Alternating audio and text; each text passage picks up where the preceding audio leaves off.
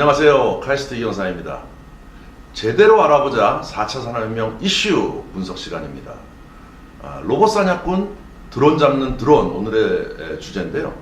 로봇 사냥꾼? 이게 왜 있어야 되고 드론 잡는 드론? 아주 제목이 그럴싸하죠? 오늘 이걸 한번 알아보도록 하겠습니다. 자, 드론 여러분 잘 아시죠? 쇼핑몰에서도 많이 팔고 있고요. 또 한강이라든지 이런 데 가면 드론을 많이 날리시는 분들이 있습니다. 자, 이 드론은 다양한 용도에 요즘 쓰이고 있는데요. 농약 살포용에도 많이 쓰이고 있죠. 자, 그래서 이런 드론들은 많이 활성화되고 있는데 최근 4차 산업혁명에서는 이 손으로 움직이는 드론은 저희가 4차 산업혁명을 주도하는 드론이라고 안 그러고 무인 자율 자동차처럼 무인 자율로 움직이는 드론들이 산업용으로 많이 개발되고 있습니다. 아마존의 드론 같은 경우에는 프로펠러가 8개가 달려가지고 날아다니는 드론이 되겠죠. 우리가 여러분이 쓰는 일반적인 드론은 프로펠러가 4개이죠. 더 유연성을 갖기 위해서는 6개, 8개 이런 식으로 더 많이 늘어나게 됩니다. 자, 드론은 상당히 많은 영역으로 무인 자율 드론이 쓰일 것 같은데요.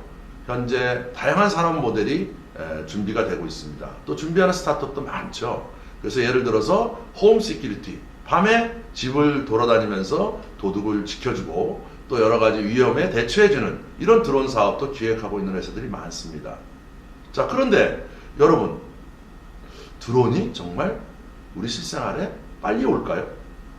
아니면 자동차가 더 먼저 올까요? 다시 말하면 인공지능이 장착된 드론이 우리 실생활에 빨리 올까요? 인공지능이 장착된 자동차가 더 빨리 올까요? 한번 생각해 보세요. 띵동땡, 답은 자동차입니다. 왜 그럴까요? 통제할 수 없기 때문입니다. 드론은.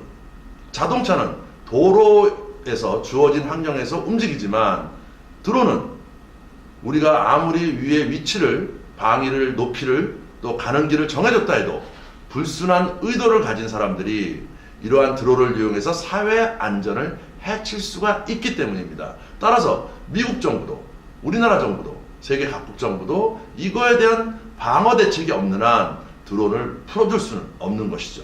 그런데 자율자동차는 어떻습니까? 이미 싱가포르에서 작년부터 택시 사업을 하고 있지 않습니까? 이렇듯 자동차가 훨씬 더 빨리 올 것이다. 자, 그러면 국가에서는 이 드론을 잡는 드론이라는 대책이 필요하지 않겠습니까? 자, 굉장히 많은 드론이 활성화될 걸로 여겨지는데 그럼 미래에 결국 이 시장은 열릴 것이고 그 전에 통제 가능한 수단의 확보가 필요하지 않을 수가 없습니다. 그럼 실질적으로 이런 침해 사건이 있었을까요? 자, 2개의 침해 사건을 제가 소개해 드릴 건데요. 첫 번째는 프랑스 사건입니다. 프랑스의 국영 전력회사인 EDF는 2014년 10월 달에 프랑스의 정체불명의 드론이 7개나 되는 핵발전소를 전부 돌아다니면서 상공을 비행했다는 사건이 발생했다고 발표를 했고 이거에 대한 대책을 마련해야 된다고 요청을 했습니다. 그래서 여론에서는 향후에 지속적으로 이런 일이 일어날 수 있다. 그래서 드론들이 발전소뿐만 아니고 공공시설들에 대해서 넘어들어가고 공격이 일어났을 때 대한 국가적인 대응이 필요하다는 여론이 형성된 거죠. 자, 또 미국에도 이런 사건이 있었어요. 여러분 잘 아시는 미국 백악관 사건입니다. 2015년 5월 달에 미국 백악관에 드론을 보내가지고 사진을 찍으려던 사람이 체포됐어요. 이거는 첫 번째 사건이 아니에요. 이미 15년 1월 달에 백악관에 잔디에 드론을 착륙까지 시키는 사례까지 있었습니다. 자, 그래서 미국 정부도 드론이 새로운 안보와 사회 안전을 위협하는 수단이라고 인식하고 일단 시장을 열어주기 전에 안전대책을 어떻게 할 것이냐 이것이 더 중요하다는 판단을 내리게 된 것입니다. 자, 그럼 드론은 어떻게 잡을까요? 하늘에 날아다니는 것들을 또 잡는 게 있죠. 맹수의 왕인, 조류의 왕인 바로 독수리가 되겠습니다. 그럼 독수리가 새를 잡듯이 뭔가 이런 잡는 수단이 필요하지 않겠습니까? 근데 놀랄만하게 네덜란드 경찰이 이 독수리를 이용해서 드론을 잡는 테스트를 했어요. 그게 언제냐? 2015년입니다. 자, 지금 사진에서 보시고 있죠? 드론을 잡은 매의 모습. 그럼 이 동영상을 한번 여러분이 보도록 하겠습니다.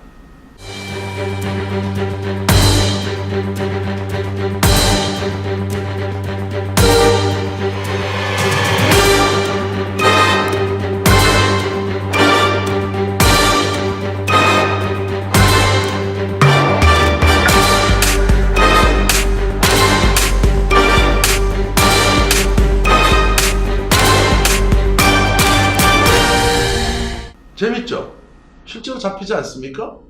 그래서 네덜란드 경찰은 이 독수리를 훈련시켜서 드론 사냥꾼으로 활용하는 테스트를 했고, 야, 이거를 해야 되겠다 라고 말을 했어요. 근데 여기 어떤 우려가 있어요? 여러분 생각해 보세요. 첫째는 독수리가 딱 새를 잡듯이 정확하게 목줄을 잡는 게 아니죠. 잡다 보면 프로펠러를 잡을 수 있지 않습니까? 그런 프로펠러에 의해서 많은 상처를 입는 사례들이 만들어졌습니다. 따라서 어떻게 됐겠어요? 동물 보호단체들이 반발을 했죠. 독수리를 왜 그런 데 훈련시켜갖고 다치게 하느냐라는 것이죠. 자, 그 다음에 두 번째는 뭐가 있겠어요? 드론이 한 대만 날라오면 독수리가 날아가서 잡을 수 있습니다. 여러 대가 날라오면 한 마리 잡고 또 잡고 한 마리 잡고 또 잡으면 이미 폭발 사고가 일어날 수 있잖아요. 이런 연발 능력이 없다는 겁니다. 연쇄적으로 많은 것을 잡아낼 수 있는 능력을 갖고 있지 않다는 거죠. 세 번째는 뭘까요? 사진에서 또 동영상에서 보신 바와 같이 그 형태만 드론으로 안다는 거죠. 형태가 다양하지 않겠습니까? 또 다양한 드론들이 개발됐을 때 얘는 계속 훈련을 봐야 되는데 독수리의 지능 상태로는 그 많은 드론을 전부 인지할 수가 없을 거 아니에요? 자, 이런 문제가 있기 때문에 독수리는 안 된다. 따라서 어떻게 되냐? 드론을 잡는 인공지능 드론이 있어야 된다 라는 결론에 내릴 수밖에 없었던 거죠. 자, 그래서 미국 정부도 유럽 정부도 이러한 드론을 잡는 드론을 어떻게 개발할 거냐라는 이런 연구 체계가 이미 시작이 됐죠. 자, 그래서 미시간 기술대학에서 드론 사냥 시스템, 이걸 먼저 보도록 하겠습니다.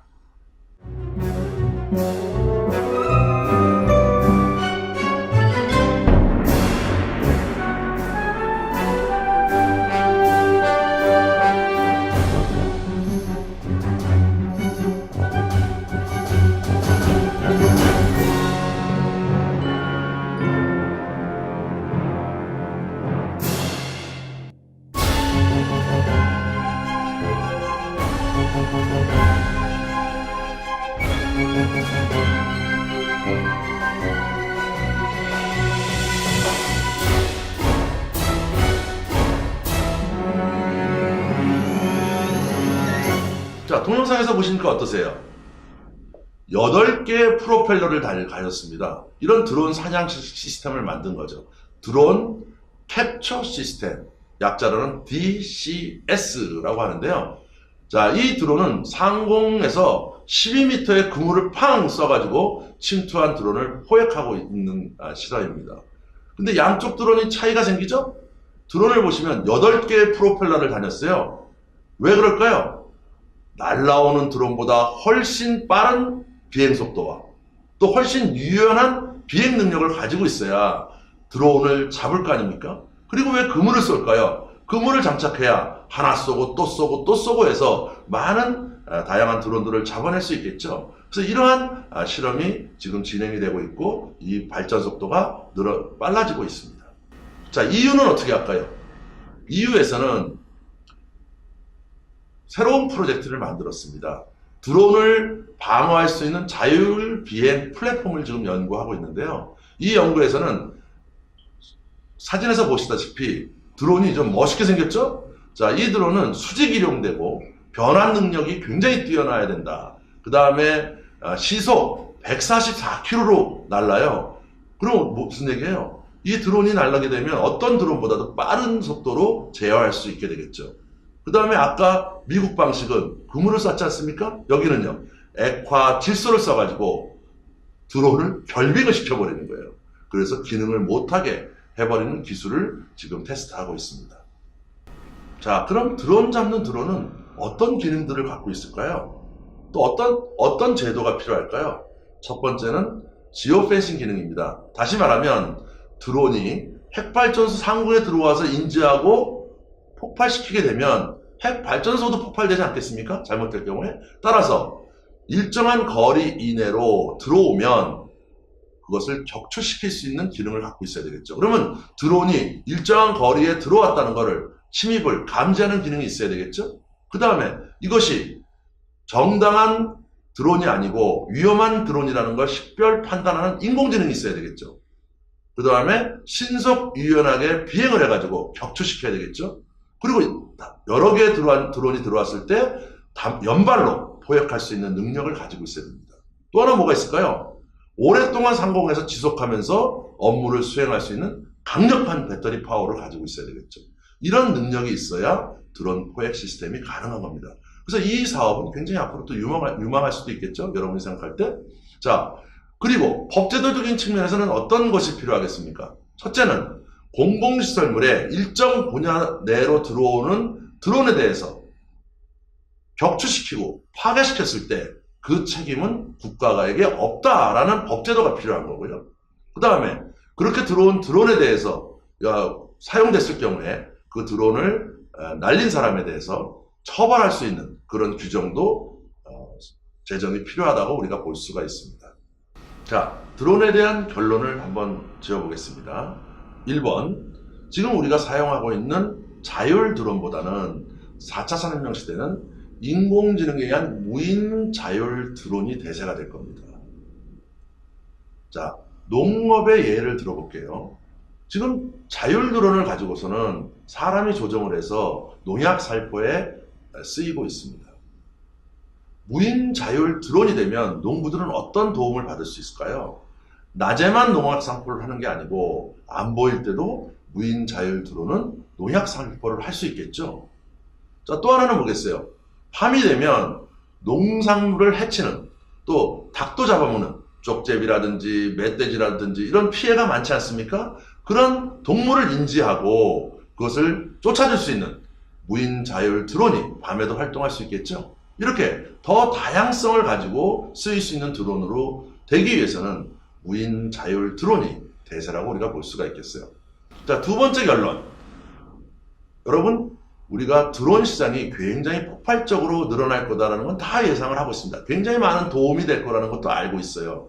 그런데 민간과 상업용 드론 시장은 정부가 완벽하게 드론을 통제할 수 있는 수단과 법적 조치가 취해지지 않는 한 빨리 열릴 수가 없습니다. 왜?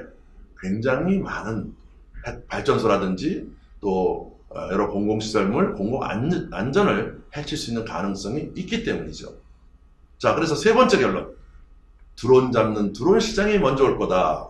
자, 이러기 위해서는 침해 드론에 대한 물리적 조치를 하고 또 침해한 드론에 대해서 그 가해자의 법적 처벌 등 다양한 법적 제도의 완비가 드론 잡는 드론 시스템과 함께 같이 결부가 돼야만 드론 잡는 드론이 활동을 하게 될 것이고 그때 드론 시장도 함께 열리게 될 것이다. 이렇게 우리가 결론 지을 수가 있겠죠. 자, 여러분 다음 시간에 또 만나 뵙도록 하겠습니다. 감사합니다.